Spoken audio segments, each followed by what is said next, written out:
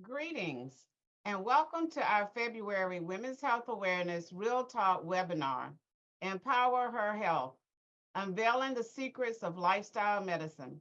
I'm Dr. Packenham, Chair of the Women's Health Awareness Steering Committee and Director for the NIEHS Women's Health Awareness Program.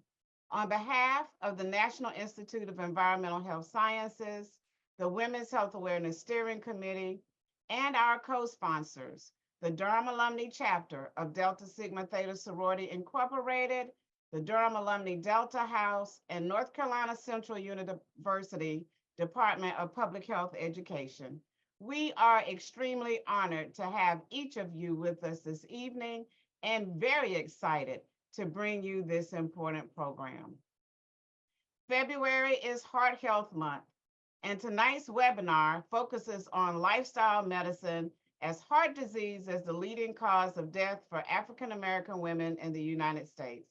This infographic is from the National Heart, Lung, and Blood Institute that talks about the truth about African American women and heart disease. Please go to the website and download this great information, hearttruth.gov, hearttruth.gov. Tonight's topic is the overarching goal of this webinar, which is to present the American College of Lifestyle Medicine to participants during the webinar and motivate them to adopt healthy and sustainable lifestyle choices. Quickly, a few webinar reminders that we don't want you to forget. This session will be recorded and uploaded to YouTube. Closed captioning services are available throughout this webinar. Evaluations will be sent immediately after the webinar through email. Please make sure you are muted. By completing the webinar and evaluation, you will receive educational contact credit hours for your participation. For the Q&A session, your Q&A button is located at the bottom of your Zoom window. And remember that the window has to be full size in order to have it for your Q&A. During the Q&A session, click on the Q&A icon and then type your question and then hit enter. The most important thing is if you like to send it anonymously, you must check the anonymous box to conceal your name. At this time, I would like to introduce Dr. Clifford Morris. Dr. Morris is a highly regarded board-certified cardiologist whose unique approach takes into account the physical, psychological, cultural, and social aspects of heart disease. The Morris Cardiovascular and Risk Reduction Center, which he founded, has the first medical fitness program of its kind, which reverses heart disease and diabetes through comprehensive lifestyle change. Educated at the University of North Carolina at Chapel Hill, he received both his BS degree and his medical degree from UNC Chapel Hill. As an undergraduate, he played basketball for the legendary coach Dean Smith and UNC Tar Heels. His former teammates included greats such as Michael Jordan, Kenny Smith, and Brad Daugherty. His life work has earned him many prestigious awards over the 27 years that he has been practicing medicine. A few of these would include recognition for his humanitarian efforts, the 2008 Plane Tree Physicians Award for compassion-oriented patient care. In 2009, he was the first physician at John Randolph Medical Center to be honored with the HCA First Humanitarian Award. And in 2014, he was honored with Richmond's top award for Best Bedside Manner by Our Health magazine. He continued receiving this honorable mention for Best Bedside Manner for following 6 years in a row. Dr. Morris was once again honored with receiving the 2018 First Humanitarian Award for the second time, in addition to many other honors that he has received. It is an honor tonight to introduce you to a native of Durham, Dr. Clifford Morris. Thank you so much for being here, Dr. Morris. I am so excited. It's such a full circle moment, and words can't even describe what's going through my body right now. So I'm just ready. This was supposed to happen. Yes, absolutely. Okay. Shall we get started?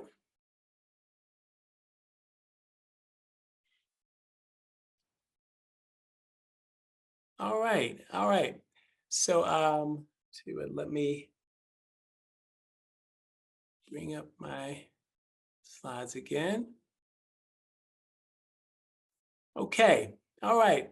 So today, first of all, thank you all for coming to the session today. I've been really excited. I love to share. I love questions. So I hope people have lots of great questions. And it's truly an honor to come and talk to you about empowering women's health, cardiovascular, empowering women's health, cardiovascular, empowering women's cardiovascular health, and to talk about the wonderful powers known as lifestyle medicine. Let's see. So for those of you who came and heard the news, I did have the wonderful opportunity to play basketball for the University of North Carolina, and but I wanted to clear something up. Actually, I did not play with Michael Jordan. Michael Jordan played with me.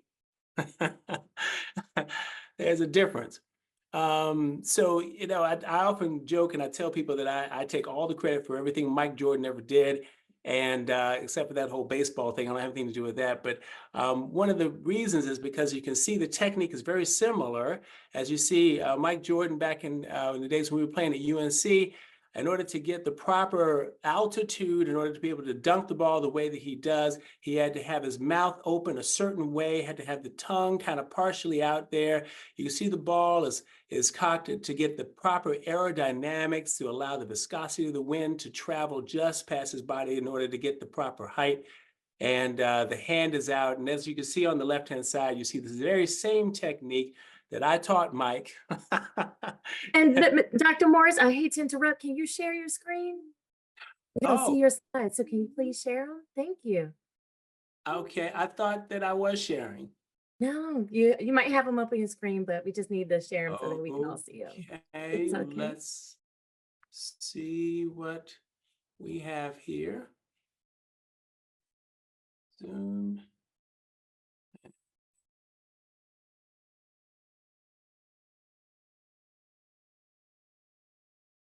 All right.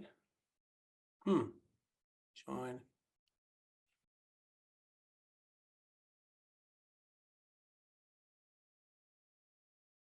Let's see. So yeah, at the bottom, you should be able to hit share screen. Yeah, I'm having a little difficulty here getting back to the Zoom. I don't know why. Did I minimize it? Let me see if I do that. And now here we go. Share screen and share. Okay. All right. Is that better? Yes, that's better. And if you could just go in presentation mode, then we'll be ready to rock and roll. Thank you. Okay, fantastic. There we go. All right, fantastic. Are we good? Yep, all good now. Thank you. Perfect, perfect, perfect. Okay. All right. So anyway, we were talking. For those of you who are just coming, I'm Dr. Cliff Morris. I was explaining the similarities between myself and Mike Jordan. We both played basketball at University of North Carolina. But anyway, I learned some very valuable things when I was there at UNC, and really the importance of playing as a team, as a family, as a unit. And those lessons have carried forward to my present-day practice at Morris Cardiovascular Risk Reduction Center. So I'm really, really honored to present to you today. We are the state-of-the-art, we are a state-of-the-art cardiology practice, but our main emphasis is to change behavior through evidence-based fitness, medicine, and lifestyle medicine and nutrition. We got started in 2011, and since that time, we now have over 13,000 people that we have been taking care of over the years. It's actually wonderful. We consider our patients family. And what you see here is the empty pill bottle container at our front door. These are empty pill bottles, over 500 empty pill bottles from people that we've gotten off of their blood pressure and their diabetic medicine.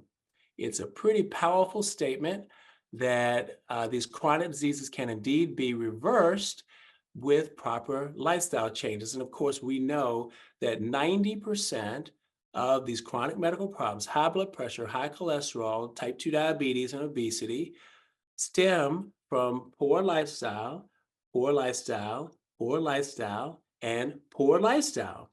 90%. And so when you go to most doctors' offices, they'll spend 90% of their time doing what? They're spending most time just writing prescriptions and very little time on the lifestyle. So what we decided to do is flip that on its head, and we spend 90% of our time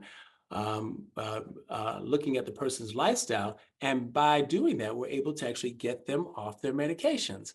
I'm not encouraging anyone to go off their medicine. Medicine is important. There's a time when medicines are needed. But when your body gets healthier and your blood pressure starts coming down by changing your lifestyle and changing, changing kind of what you've been doing throughout your day and your month, then don't be surprised when your blood pressure start coming down and your heart and your blood sugar start coming down, and then you have to go back to your doctor and ask him, gosh, I'm feeling really weak and dizzy. My blood pressure is really low. Can we start coming off some medicines? It's like magic. I love it. And here we are presenting before the National Press Club in DC. And so we've gotten lots and lots of great press from that, but we're really proud of that. That's what people come to our office to get. So today we're going to be talking about empowering health in 2024. It is so important because I don't know if anybody knows, but heart disease is indeed the number of killer of women across the country. It is a major problem across the world because we have now more high blood pressure and diabetes than ever. But there's a lot of needless suffering that's going on out there. People that don't have to go down this path of high blood pressure and diabetes. And there's a lot of amputations going on. There's a lot of dialysis going on that doesn't have to go on. And I see it every day as I go into that hospital. And, it is primarily Black and brown folks. I mean, I see I see everything in my office, but there is a predominance there. And so it's so important across our country, not only for Black and brown folks, but also for people across the world to know that something like lifestyle medicine should be used as the first method of treatment. And then if that does not work, then okay, let's add on medications as needed, because there are times when you need medicine. But I'm really proud to talk about this today. But before we get started, I wanted to talk a little bit about Black History Month. Okay, so I wanted to pose everybody a question and see if anybody knows the answer. And I don't know if I can. I don't know if anybody has any. We can open up the mics. We don't have to. But who was the first Black female All-American basketball player ever? And I would imagine Dr. Packenham may know the answer to this question, but I'll give everybody just a little time to think about it, and then I'll give you the answer. I can tell you it's not anybody presently in the WBA right now. So many people will talk about some of the WBA players.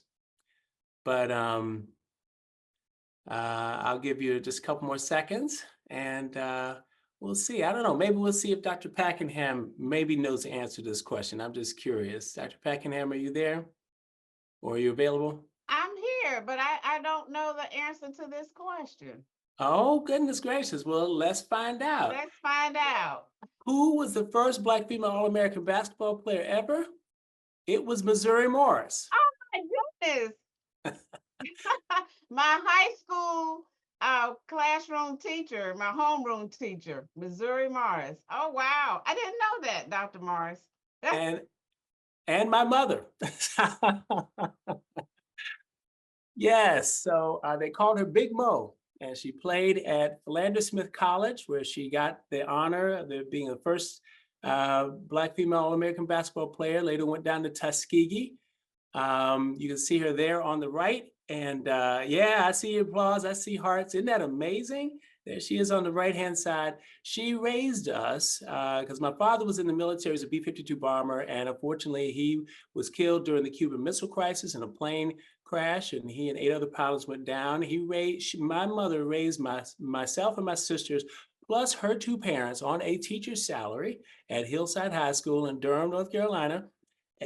And did all of this while attaining 2 master's degrees at North Carolina Central University, getting Teacher of the Year awards left and right, and inspiring many people to go on to be great in their field. So tonight's presentation is dedicated to my mom, Missouri Morris, and thank you, Mom, for all you did. She passed away approximately 3 years ago, and but I still learn from her every day.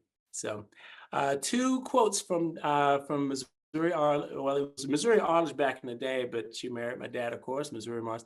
2 quotes from Missouri Morris, and the first quote is, and I want you to remember this: if you buy the ticket, you have to go on the ride.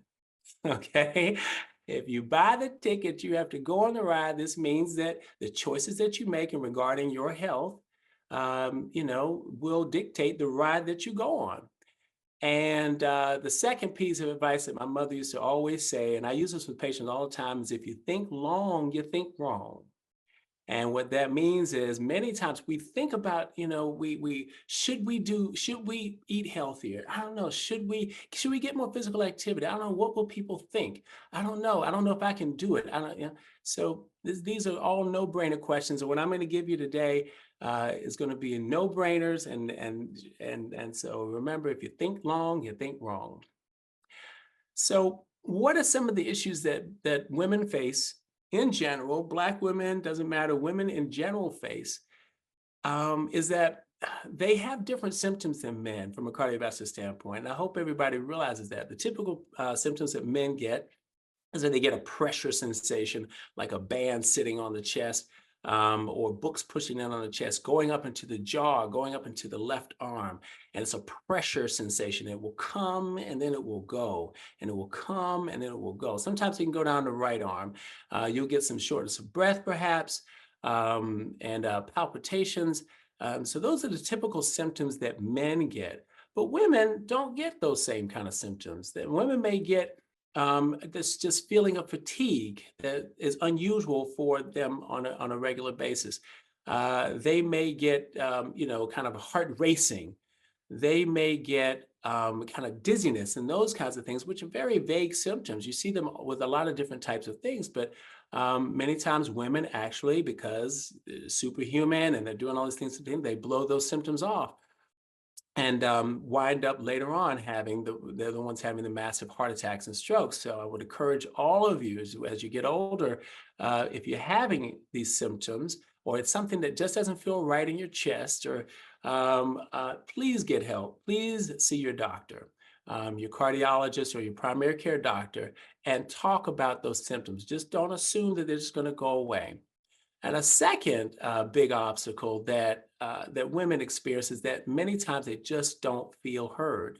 They go into a doctor's office and the doctors will blow them off, both men and women, thinking that there must be anxiety, or must be panic or something along those lines, and they often leave the doctor's office just not feeling that they've been heard. And so these are very real issues that women face as they go into doctors. And so I wanted to talk a little bit about those and some ways we can kind of get around this. Now, I don't know how many of you feel this, the superwoman that's out there. She's juggling the job. She's juggling she's got to stay in shape. She's got to go get the kids. She has to do all these things. She's working now. And so then when it comes time to take care of their health, there's some other things that they have to deal with. And for instance, distrust of the medical community. Years ago, I still have patients that talk about the Tuskegee experiments, and those kinds of things. So there's a big mistrust of the medical community. The pharmaceuticals are heavily involved in the practice of medicine, and so there's good reason to be suspicious of it. And also the social determinants of health and the health disparities that are a huge issue for women, specifically, and particularly women that are bringing up children, single parents, and they have to choose between food and prescriptions. That, many times their kids are sick and they don't have time to take care of themselves. You have cultural stigma. Okay, so there are body type images also that come in, particularly in the Black and Brown community, but and they're very toxic of how a woman should look. How, and this is across the board. These little skinny jean things and having the little space between the thighs. I mean, these are all very, very toxic images that produce problems when women are just trying to be healthy, and it creates a negative body image that is a big issue. Everybody's trying to be like the Kardashians, or trying to be like somebody famous, and it gets women in a real bind. And then, of course, the lack of representation in the medical community. I was just talking with my wife, who I think is actually on the call today, on the webinar. And she's facing the opportunity of looking for a new physician. And she asked me last night, where are the women physicians? I want a woman. And we see this all the time. And we all know that in general, you're probably going to get a different level of care from somebody that looks like you and somebody that is your same gender. And that's absolutely true. The study came out recently showing that African Americans actually get better care when they go to seek help from somebody that looks like them. And I get a lot of that as folks come into my office. So that lack of representation is huge. And thank goodness we have more women now than ever coming into the field of medicine and helping to offset that. So with these obstacles, I would like to, because women, you are superhuman and you're doing superhuman things, I wanted to talk about the superhuman powers of lifestyle medicine. Now, what is lifestyle medicine? Lifestyle medicine is an evidence-based approach to taking care of people. It's completely backed by research. And the goal is not only to treat disease, but in certain instances, we actually can reverse chronic disease, or at least cause medical de-escalation, where you're being loaded up with a whole bunch of pills and tablets, and to be able to stop that process, and then in some instances actually start to reduce medications instead of continuing to pile them on. That's the reason why I love lifestyle medicine. And all of my colleagues that come into lifestyle medicine all have the same stories. They were just sick and tired of their patients getting sicker and sicker and sicker. And this healthcare system, which is not really healthcare, it's a sick care system. And they got tired of watching the patients getting sick. And so they found this organization known as American College of Lifestyle Medicine. I'm board certified in lifestyle medicine. I have another provider, Sheila Aubois, who's also board certified in lifestyle medicine. And I found this I discovered this organization at a meeting about 4 or 5 years ago, and it has changed my life. And I use these principles, so I'm very honored to tell you about the 6 core principles of lifestyle medicine. These are your superhuman powers. Here we go. I don't know if I can talk enough about the importance of nutrition. This is more than just, going on a diet. We don't encourage anyone to go on diets. A diet is something you start and something you stop. And so we don't do keto in our office. We don't do paleo. We don't do West Beach. We don't do any diets in our office. we talk more about a lifestyle, a whole foods, plant-based lifestyle. Folks, if you're trying to come off some medication, your high blood pressure, your diabetes, the answer has always been fruits and vegetables, and it always will be. And that's one thing that all of your little diet plans and stuff all seem to have in common. Somewhere down the line, it says fruits and vegetables are okay, and getting away from processed food is what you want to ultimately do. And so you can always count on it. The goal is 6 to 8 servings of fruits or vegetables every single day. And I like for everybody just to put their hand up like this. Just put your hand up. I really want you to do that. Go ahead, do it. This is a serving right here. This is a serving. My serving is bigger than many of yours, okay, because I have a bigger hand, I would imagine. And so this is a serving. So 6 to 8 servings of fruits or vegetables daily is the recommendation. The average American, guess how many servings of fruits and vegetables the average American consumes? 1.5 servings of fruits and vegetables daily. And we're talking 6 to 8, as close to 8 as possible. So I got to tell you, if you, after our webinar, if you go to our Mars Cardio Facebook site, you will see me in my kitchen as a video of me making a beet smoothie. And that is one of the best secret weapons that, it's not even a secret weapon, but it's the best weapon you have in order to get those 6 to 8 servings of fruits and vegetables. First thing in the morning, you know, when I make my smoothie for myself and my lovely wife, there's at least 3 to 4, sometimes more servings of vegetables in that smoothie as I'm going out the door in the morning. So I'm ahead of the game before I can even get to the hospital and then later to the office, because I have to take care of me if I'm going to take care of you. So 6 to 8 servings of fruits or vegetables daily. The answer is the fiber. It's the fiber, it's the fiber, it's the fiber that brings the cholesterol down, brings the blood sugar down. Eventually, the weight just falls off. Mackenzie, who is in charge of our community development at Mars Cardio, has lost 40 pounds now, and done her second half marathon after changing her diet. And she's got a whole family involved. People are losing weight at Mars Cardio like it's nothing. 10, 20 pounds is nothing for us at the office. And we're not even a weight loss clinic. And we don't do any other, you know. Now, some of these diets work for some people. Keto works for some people. Paleo works for some people. So, you know, if it works for you, go for it. But I haven't seen anything better than the fruits and vegetables that targets everything so beautifully. Autoimmune disease, blood pressure. So that's your first super weapon, your superpower. Second, physical activity. There's only 2 things that I can tell you that work nearly 100%. I can almost say 100% of the time, and that is eating fruits and vegetables. And of course, you know, there are exceptions to that, of course. There's some people like, you know, if you're dialysis, you have to be careful, certain types of vegetables that you eat. So, but in general, eating fruits and vegetables is going to work to some degree 100% of the time. And then physical activity on a regular basis is going to work 100% of the time.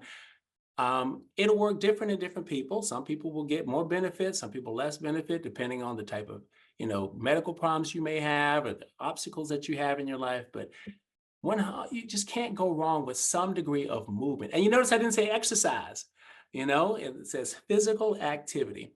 And so that means movement of any kind. So don't get trapped up in having to go to the gym and work out and all this kinds of stuff.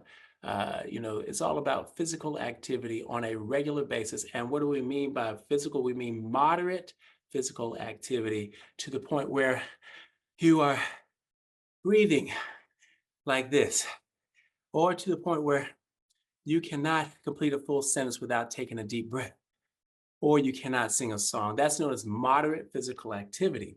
And your goal is 5 days a week, moderate physical activity for 30 minutes each of those days.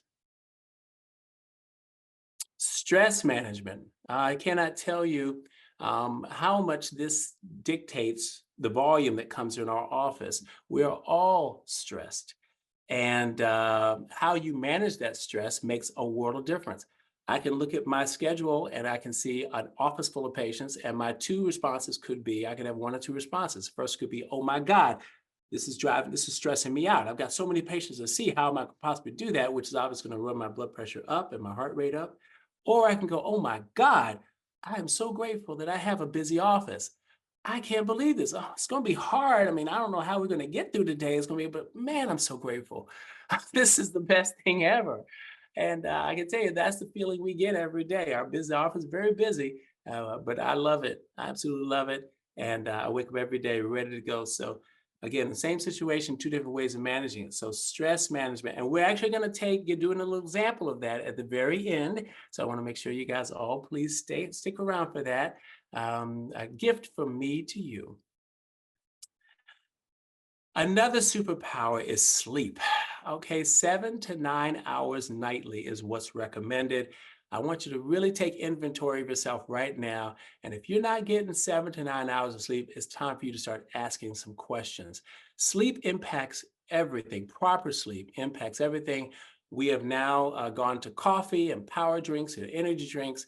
And we in America are all about burn, baby, burn. We got to just keep that midnight going. And sleep is often thought of as a weakness if you're sleeping a lot. But your body restores energy. You grow during sleep, both mentally and physically. You get muscle growth. It resets all of your hormonal imbalances when you sleep at nighttime. You actually absorb food better when you get better sleep. And lack of sleep contributes to insulin resistance, which is the big topic of 2024, insulin resistance. Insulin resistance is when your body is resisting the insulin that your pancreas is making.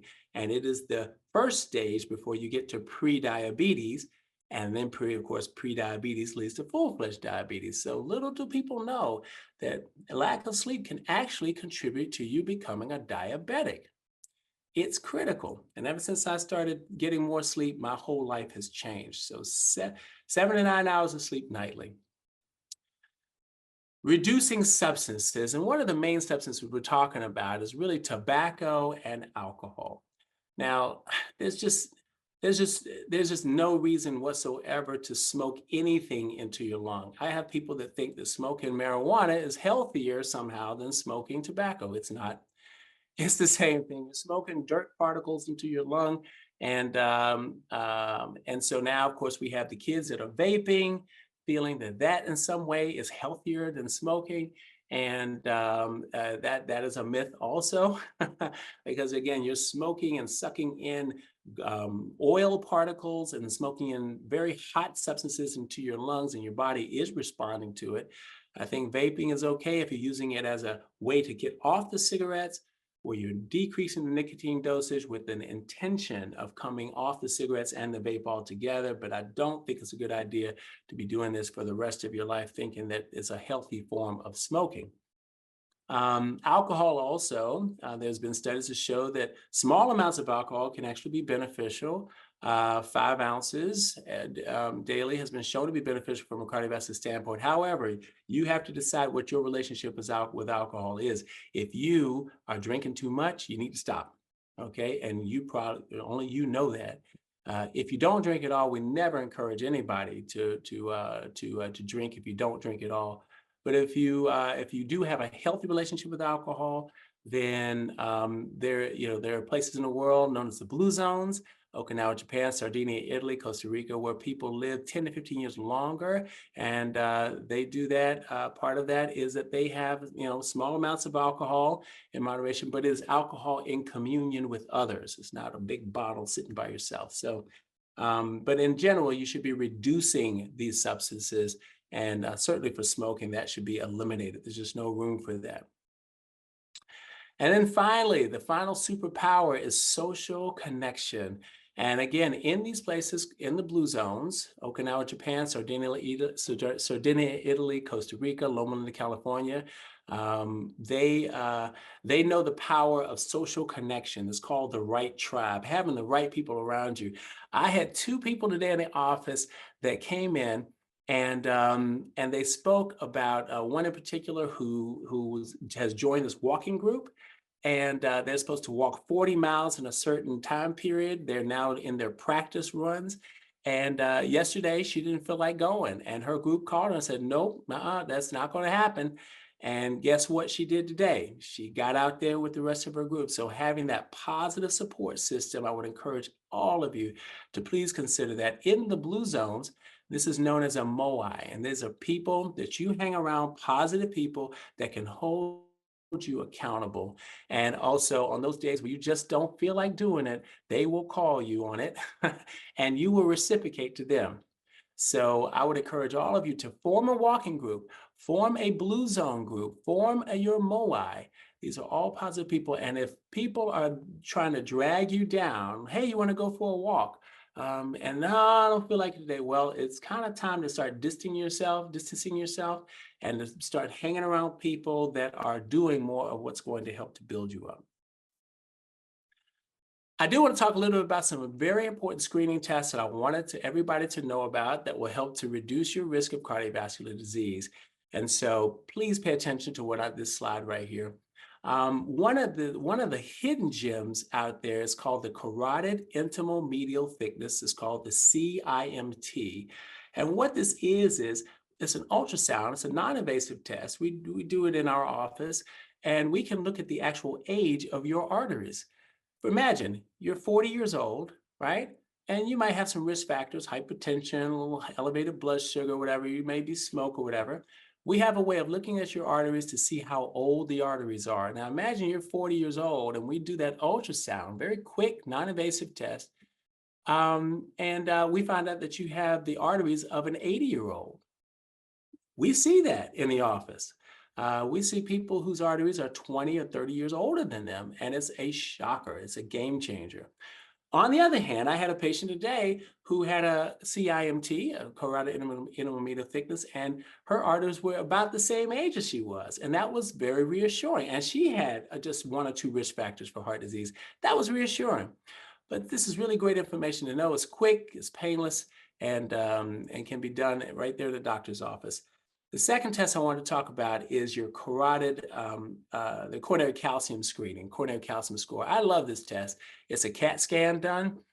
They've come down in price, very inexpensive, usually anywhere from $100 to maybe $150, but well spent. And what it does is it actually shows you calcium buildup in your coronary arteries. It doesn't involve any IVs. As I said, it's a quick test.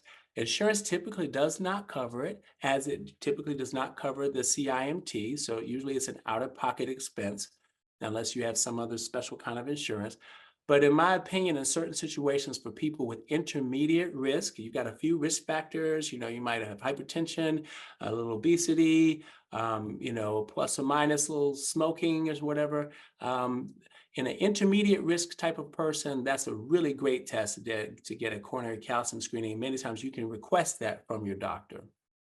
A third thing is a blood pressure monitor, a very simple blood pressure monitor. I would encourage everyone, and particularly in the Black and brown community. But if you've got risk factors for coronary disease, obesity, type 2 diabetes, high cholesterol, those kinds of things, it would be a good idea to get a blood pressure monitor and check your blood pressure on a regular basis. I have a special way that I ask people to check their blood pressure. I like them to get up in the morning, go urinate first. Second, put the monitor on your arm. And third, sit down and lean back in a chair for 5 minutes, calm and relaxed. And then press the button to check your blood pressure. That way it gives the blood pressure time to calm down to what it really is. So having your own blood pressure monitor is a wonderful thing. And I never get excited over blood pressures in my doctor's office. It's always high. I have them go home and check it for an entire week. I would encourage you to do the same and take those blood pressures to your doctor. So if you wind up in your doctor's office and your blood pressure is high, guess what's going to happen? Start writing those prescriptions. And so that's one thing that can save you from getting on medications. I think everybody needs to know their lipid profile. You need to know your numbers. You need to know your cholesterol, but more importantly than the cholesterol is the HDL, which H stands for healthy. That's your good cholesterol. And your LDL, L stands for lousy, which is your bad cholesterol. Lousy is bad, healthy is good. And your triglycerides. Everybody needs to know those three things, the HDL, the LDL, and your triglycerides. Know the numbers. I don't want you just to call and let your doctor tell you, oh yeah, they look okay. Oh, your cholesterol's a little high. We'll see you in 6 months. Eat better, eat some fruits and vegetables, get some exercise. See you later. You ask them, no, no, no. What are my numbers? I need you to track them. And then finally, the most important lab test, I think, out of everything I've told you is your A1C. This is the main lab test that tells you how close you are to diabetes. Anything at 5.7 or above, between 5.7 and 6.4 is considered pre-diabetes. And anything above 6.4, you get into the realm of full-fledged diabetes. You want your A1C to be 5.3, 5.2, 5.4, below 5.7. And that don't kind of get into that pre-diabetic versus diabetic. That's like being pre-pregnant. You ever heard anybody being pre-pregnant? You know, like a little bit. You're either pregnant or you're not. You either have diabetes or you don't. So if you're pre-diabetic, you in your mind need to be thinking you're there. And you got to be doing something about that because you don't want anything to do with diabetes. So what have you learned so far? What are the things I want you to take away? First of all, I didn't play with Jordan. Jordan played with me. Okay. Second thing you've learned is the first Black female All-American basketball player, Missouri Arledge, Big Mo, wonderful woman, and who this lecture is being dedicated to. We talked about the obstacles that women do face. They are real. And then finally, I've given you the 6 superhuman powers that you can use in order to help reverse your chronic disease and or at least cause de-escalation of the disease process. So I want to talk about some success stories that we've had here at Mars Cardio. Introducing Deborah Bonner. She is 69 years young. At 69 years, almost 70, she was able to reduce her A1C from 5.7 down to 5.1. Now, fun fact is that for every 1 point drop in your A1C, your insurance company can save up to $8,000 a year on you if you have diabetes. All right, $8,000 a year. That's a lot of money, okay? And so that tells you the impact of just dropping your A1C by 1 point. You drop it by 2 points, that's $16,000 a year. Drop it by 3 points, that's $27,000 a bit. That's a lot of money in one person. Imagine if we took 500 diabetics and they all dropped their A1C by 3 points, we could wipe out our national deficit, you know? That's a big deal. So congratulations to Deborah Bonner. I'm so happy. This is the kinds of results we get at Mars Cardio. All right, we have Terry Bonner Williams. She's 62 years old and now feeling empowered in 2024 after reversing her prediabetes. 5.9 down to 5.5. It's absolutely phenomenal at 62 years old, 70 years old, 80 years old. There's no stopping. And you can imagine now how she goes out into the community and she's able to give back in a different way and tell everybody around her that, I've reversed my diabetes, I've reversed my prediabetes and my diabetes. And so many people look at her like, my doctor told me I was going to be on diabetic medicine forever. But I tell you, at Mars Cardio, it's a different thing. Our patients come with a different intention, and we hold the bar higher in our office. We want to set that standard that it's time it's time to get healthy. So here we go, folks. We are coming near to the end of our talk here, and time to go to work as being a human being. All right. I don't want you to think of this as something you have to do. I want you to think of this as something you get to do. And it's just a part of being a human being is every day, how can you do something small to improve your health? Teeny tiny things on a day-to-day basis. These are some of the things that I would strongly recommend. Some way of reducing stress. I meditate twice a day. First thing when I go to bed at night, I meditate, and I can meditate for anywhere from 50 seconds to 15 minutes, 20 minutes, depending on how much time I have. Because whatever's on my mind when I go to sleep is going to be there when I wake up. So I meditate each morning. And what that does is it sets the compass for me of what I'm going to be accomplishing in the day. It keeps me in the present, here and now. And it helps me to fulfill a requirement that I have for myself, and that is to love every moment of life. And so there I am with my dog, It's a beautiful thing. Animals also are a great way to help reduce stress. Journaling. So I keep a journal every day. I write 3 things that I'm grateful for. And this journal is your best friend. It helps you explore your inner world. And it helps you to kind of commit to an intention for the day. And it sets you up for moral victories throughout the day, because now you have something that is very personal to you that you can do throughout the day and know that it's making the world a better place while making you a better person. So I strongly encourage journaling. Don't make it complicated. Just get I have a journal that I use online, and I can access it at any time. And just very simple things like, for instance, I'm grateful to be with you today. I'm grateful to be with all of you. That'll go in my journal tonight. I'm grateful for another day with my wife, Fran. Oh my God. And I'm grateful for my amazing staff. Setting positive intentions. So, we set goals, and goals are kind of, the end result. We want to be successful. We want to get that job. We want to get the job promotion. We want to have so many children. All these are goals. Goals are something that we wind up striving for, but we don't appreciate the effort and everything it takes to get to it. It sets up a lot of pressure, as opposed to intentions, which aligns you with your daily inner values. Intentions. I intend to say kind things today. I intend not to judge today. I intend not to judge myself today. That's what my day is going to be about. I intend to text one person today and tell them how much I miss them. So intentions are little bite-sized things we can do that set us up for success. Goals might be an obstacle for you. And finally, embrace the discomfort. We all have a tendency to want to be very comfortable, but comfort really does kill.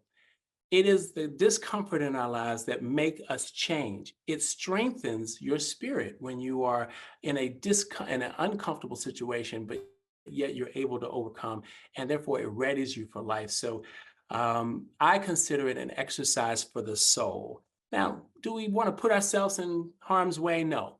But do we want to look differently at how being uncomfortable in our lives can be a positive thing? We all need a little bit of discomfort. We really do. And so I want you to look at it differently, as something that actually builds you.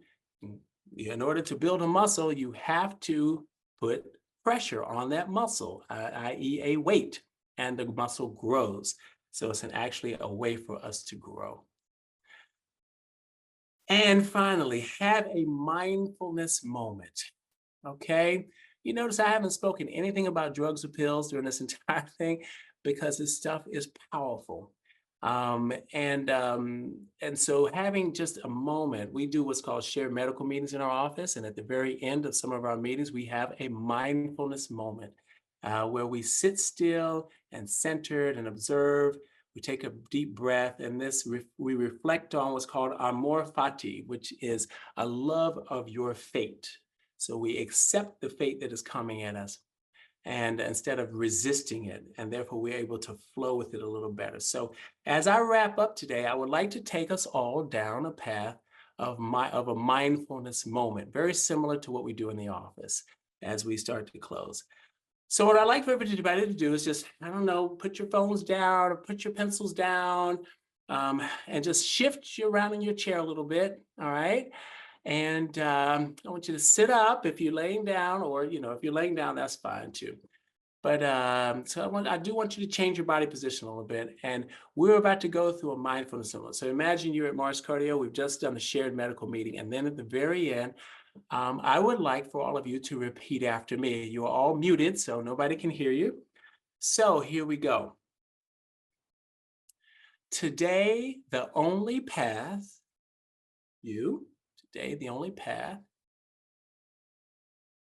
I need to monitor is my own. Today, I appreciate all that I have. I appreciate my abundance and my ability to heal the suffering of others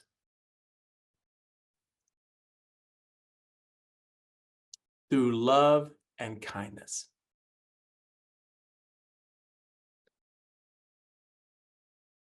Today, I have no need to monitor or judge others. I find peace in acceptance of all. Today, the only path I need to monitor is my own. I want you to sit with that for just a second and monitor how that feels in your body after what you just learned today. And take that moment for yourself. You deserve it. You're a superhuman power. You're a superhuman human being. It's your time. It's your me time. So I wanted to give that to everybody. You just experience what it's like to be in a shared medical meeting at Morris Cardio. So just to wrap it all up here, I want to thank you again all for coming. This has been a joy for me to present. And so what did we learn today? Well, we've learned I didn't play with Jordan. Jordan played with me. We've learned the 6 superhuman powers of lifestyle medicine, and how literally each one is a superpower. I want you to try it. Take one power this week and practice on your sleep. Practice on building your connection around you. We've learned how to overcome some of the obstacles specifically that women have to face in 2024. They are real, but it's time for us to come up to the plate and assume full responsibility. And we also learned the only path you need to go on is your own. I'd like to thank you all for joining me today. This has been an honor, and we'll be able to, I guess, open everything up for questions. And I'm a question doctor, so I love questions, so you can't ask me enough questions. And thank you very much to the NIH for giving me this privilege of presenting today. Thank you. Thank you so much, Dr. Morris. That was phenomenal. Phenomenal. I was writing notes like crazy. So this has really been great. I think I'm gonna start with trying to sleep 7 to 9 hours a night. Not getting that proper sleep. So at this time, we're gonna have our Q&A session. So if you have any questions for Dr. Morris, please put them in the Q&A box. And we have a few that came in as well. So your first question is, can you please talk about heart health after menopause? Do you think that hormones change also contributes to heart issues in women?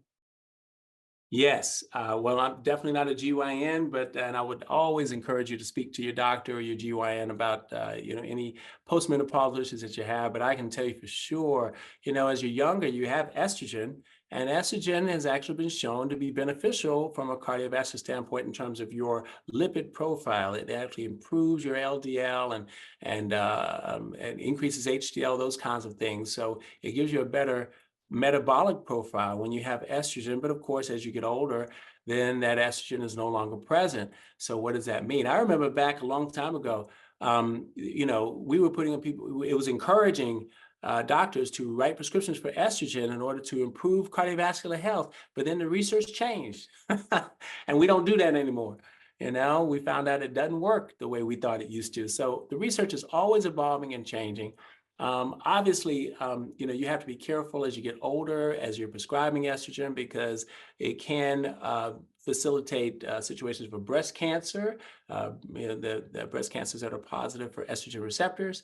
And so they actually give medications to combat that. So to answer the question in general, I think in your younger years, estrogen is important. And it serves its purpose, but certainly as you get older, this is where you really have to talk with your primary or your OBGYN and get the best recommendations. And certainly, don't take any medication that your doctor does not prescribe to you. Obviously, there's different estrogen preparations that can be taken orally, but there are also the estrogen preparations that can be taken, transvaginally, and those kinds of things, which help with itching and dryness and painful intercourse, those kinds of things. And so, it has its place, and just make sure that you're very careful and you're consulting very closely with your primary care doc. Thank you. Your next question is, what is the cost of the CIMT? Cost of a CIMT can vary. Every office can charge whatever they want to charge. We actually in our office, it usually is about $125. We're actually running a special on our CIMT until the end of the month, so you get $25 off. So it comes down to $100 if you purchase before the end of the month. But every office charges differently because insurance doesn't cover. But I think the cost of that is very relatively small if you can get a quick look on the inside of you and get a general sense of if you are older than you really are, or if you are at the proper age. And we have a lot of doctors who are referring to our office, and patients are getting a lot of satisfaction out of knowing that I'm right where I'm supposed to be, or oh my God. So they're usually in the low 100s, I have to imagine, but some places may be more. That's scary though, right? You're 50 years old or you're 40 years old, and it tells you have the cardiovascular system of an 80-year-old. Yeah, there was a study showing that in underserved populations, when you try to take your team into underserved population, right, with food deserts and the whole deal, and you try to take your team, you do the best you can to change behavior. The behavior didn't change after a period of time. But when you show them the CIMT, you show them something. That was the deciding factor that got people to change. And remember that high blood pressure and diabetes are the silent killers. So you're not going to feel, my arteries seem to be thickening today. I think my arteries feel so old. I mean, you're just not going to feel that. So that's the reason why tests like these screening tests are important to do, and to do on a regular basis. And so every cardiologist, like if you go to your regular practitioner or whatever, you can ask for that test? Yes, you can. And maybe if they don't do it in their office, perhaps they know where you can get it. It's not a very common test that you see in a lot of doctors' offices, though. And I got to tell you, it's all dictated by insurance. I mean, if insurance will cover it, then doctors will order more of them and do them. If insurance doesn't cover it, then it gets to be an issue. So we've tried to make it affordable. We actually have come down on the price dramatically from when we first started doing it. And so, because it's just such a wonderful tool. Yeah. Another question is, I read somewhere that now it is not good to give Lasix or hydrochlorothiazide to treat HTN anymore. Can you please talk about taking water pills and or Lasix as it relates to lower limb edema, but normal hypertension? Well, in general, Lasix is not typically prescribed for hypertension. It's not designed as a hypertensive medication. It is, or furosemide is another name for that. It is a fluid medicine, and we typically use it to help people to get rid of excess fluid. Usually that comes from congestive heart failure. So to use it just for blood pressure, rarely are you going to find a doctor that's doing that. You might find a few, but most of us know of better blood pressure medicines to use versus Lasix. Now, in terms of swelling of the lower extremities, that's a whole different ballgame. Now we're getting into what possibly could be congestive heart failure. And Lasix is one of the most common, or furosemide, one of the most common medicines that we use for congestive heart failure. Now, the dilemma is that diabetes is usually involved in that in some way, and therefore the diabetes damages the kidneys. Now, if you've got kidney damage already, There's 5 stages of kidney disease, stage 1 through 5. Stage 1 obviously is the least problematic. Stage 5 is dialysis. So if you have kidney disease and you are being prescribed Lasix, as we do very commonly, that actually can treat the heart failure and make the swelling go down in the legs, but it can make your kidneys worse because you're taking fluid away from the kidneys, and the kidneys need fluid in order to do well. So then you say, okay, well, in that case, let's just give the fluid back. Let's start an IV, or let's have the patient drink more fluid to help get the kidneys back in line. But what does that do? That makes the congestive heart failure worse. And so we get in this balance. I deal with this all day, every day in my office and in the hospitals. It's a tough thing to deal with. That's the reason why you really want to be on top of this diabetes thing, because once you get in that circle, it's a spiral, and it can just keep going down. You treat one thing, makes the other thing worse, and there's no way of getting around it. The best thing to do, especially, if you're trying to prevent something, if you're trying not to have, kidney disease, is to prevent it. Prevention, prevention, prevention. Best way not to have a heart attack, prevent it. And so hopefully, I hope I answered the question. Yes. Do you eat fish? And if so, which fish do you think leads to a healthier heart? Or why don't you eat fish? My wife and I are pescatarian, and that means eating fish and vegetables. I eat fish maybe once a week, or seafood once a week, and but I'm 95% vegetarian, and I think eventually I am going to probably give up the fish also, just because of the environmental issues. And I've seen some videos recently. I would strongly recommend everybody on Netflix to check out "You Are What You Eat." You Are What You Eat. It just came out on Netflix. It is an eye-opener. It's a game changer, and you learn some things about the whole seafood and then fishing industry that will really turn your head. But to answer the question, I do eat seafood once a week. I'm eating mostly vegetables. I left chicken and beef and pork a long time ago, and I'm so glad that I did. But I encourage a plant-forward diet, meaning mostly plants. Eat the plants first, and then it's okay to have meat every now and then, But see, in America, we have it 3 times a day, like bacon, egg, and cheese biscuit for breakfast, and pizza for lunch. We might have a pork chop or chicken for dinner. And so that's what's contributing to all the high blood pressure and the diabetes. It's the saturated fat. So yeah, I'm slowly weaning myself down. Eventually, I feel like I'll be full-fledged vegetarian. Can you give more examples of how to add moments of discomfort in your life? How uncomfortable are you talking? Let me give you an example.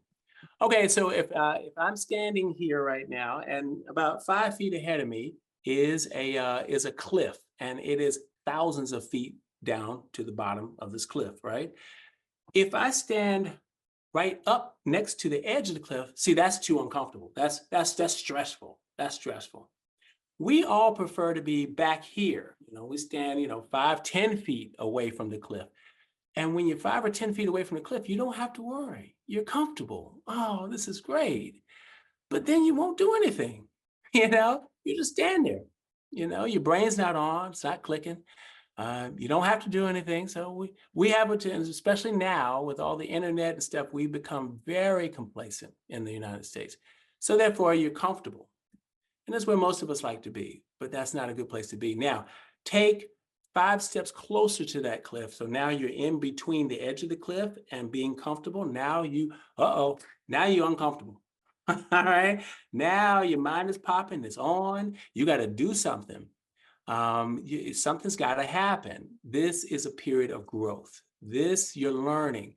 This is where you are using those cogwheels in your mind. And this is a place that you want to be in life. You want to have something that's moving you forward. Hopefully you have not you have diabetes. If you have diabetes after seeing this talk, I want you to be uncomfortable. I want you to be uncomfortable, and I want you to say, I'm going to do something about this diabetes. This is not, I didn't even know I could reverse it, That makes me uncomfortable. No one told me I could reverse my diabetes. Nobody told me I could reverse my hypertension. I'm uncomfortable now. I want to do something. We become very comfortable with having diabetes and high blood pressure. It's kind of like the frog. You put a frog in hot water, boom, the frog jumps out. If you put a frog in lukewarm water and you slowly cut up the temperature, the frog stays in there, no problem. Now you've turned up the temperature again. The water's boiling now, but you turn it up gradually. The frog just stays in there. And then you turn it up even the highest it can go slowly. The frog is very comfortable because it adapts. That's what's happened to us in America. We've adapted to being unhealthy instead of dumping out of that pot. So discomfort is a good thing. And I hope I'll be able to explain it in a way in which, and obviously you don't go and put yourself in in an unfortunate situation, but no, it's actually there to build you. And we need some of that in our lives, in my opinion. Thank you so much for answering the questions and for such a phenomenal session tonight. This was a lot of great information. And I know that you made some people uncomfortable and they're going to do something about it. They're going to do something about it to improve their health. So thank you so much for being with us. This was super great information. And I just want to complete tonight by saying we do have some heart health resources that are available and located on the Women's Health Awareness website. And also note that we will have a recording of this session that will be on the website for you to view and to share with others. So please make sure that you go to share this recording with your friends. But it will take a couple of weeks to get it on the website as we have to make it compliant, but it will be on the website. Immediately after the webinar, evaluations will be sent through email. For attending the webinar and completing the evaluation, you will receive educational contact credit hours for your participation. Our raffle winner from last month was Miss Brenda Tillman. Congratulations, Brenda, on being our New Year raffle winner.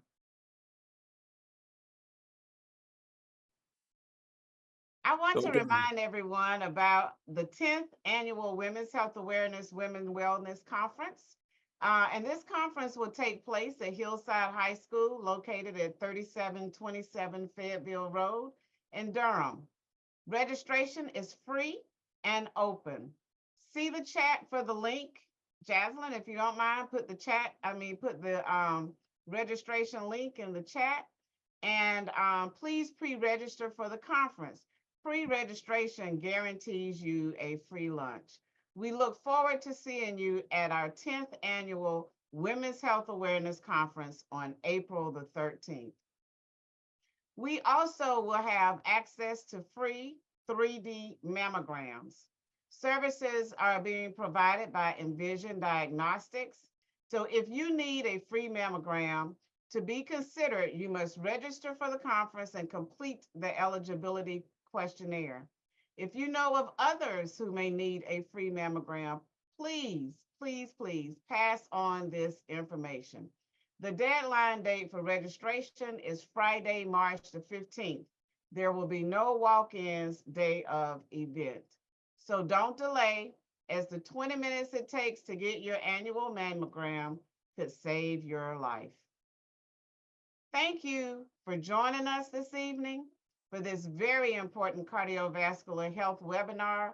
As always, thank you for your continued support and attendance. Have a great evening. Be well, stay safe, and good night.